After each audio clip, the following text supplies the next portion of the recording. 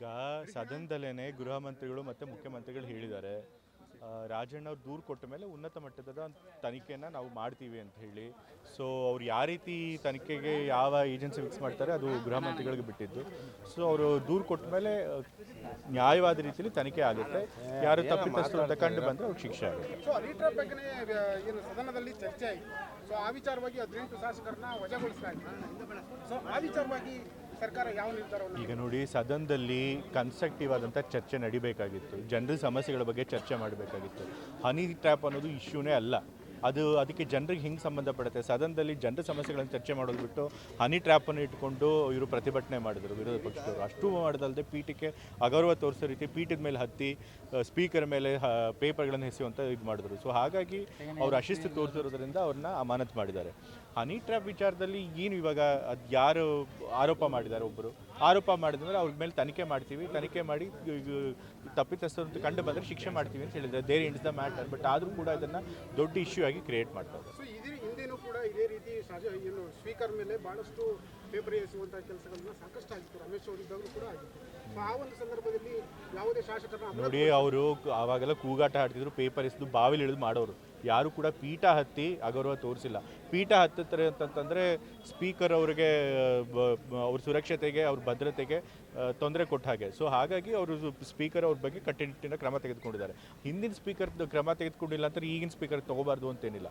But ಈ ಸರಿ ಅವ್ರು ಪ್ರತಿಭಟನೆ ಮಾಡಿದ್ದು ಎಲ್ಲೇ ಮೀರಿತ್ತು.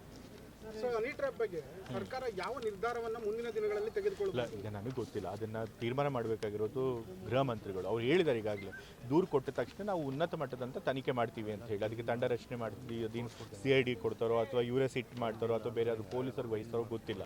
ಯಾವ ರೀತಿ ಇರುತ್ತೆ ನೇಚರ್ ಆಫ್ ಇನ್ವೆಸ್ಟಿಗೇಷನ್ ಗೊತ್ತಿಲ್ಲ.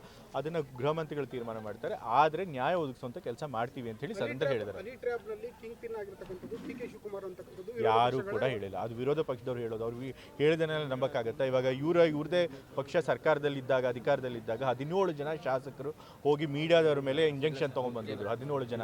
ಅವ್ರ ಮಾಜಿ ಮುಖ್ಯಮಂತ್ರಿಗಳು ಬಸವರಾಜ ಬೊಮ್ಮಾಯಿ ಅವರು ಇಂಜೆಕ್ಷನ್ ತೊಗೊಂಡ್ಬಂದಿದ್ರು. ಸೊ ಆಗಿನ ಕಾಲದಲ್ಲಿ ಯಾರು ಮಾಡಿದ್ದು ಹನಿ ಟ್ರ್ಯಾಪು? ಅವಾಗ BJP ಅವರೇ ಮಾಡಿದ್ದಾನೆ. ನಾವು ಅವಾಗೆಲ್ಲ ದೊಡ್ಡದಾಗಿ ಗಲಾಟೆ ಮಾಡಿದ್ವಾ? ಅವ್ರು ತನಿಖೆನೂ ಮಾಡಲ್ಲ. ನಾವು ಅಟ್ಲೀಸ್ಟ್ ತನಿಖೆ ಮಾಡ್ತೀವಿ ಅಂತ ಹೇಳಿದ್ವಿ. ಸೊ ಯಾರು ಇದು ಜಾಲದಲ್ಲಿ ಇರ್ತಾರೆ ಅವ್ರ ಮೇಲೆ ತನಿಖೆ ಮಾಡಿ ಅವ್ರಿಗೆ ಶಿಕ್ಷೆ ಕೊಡಿಸ್ತೀವಿ.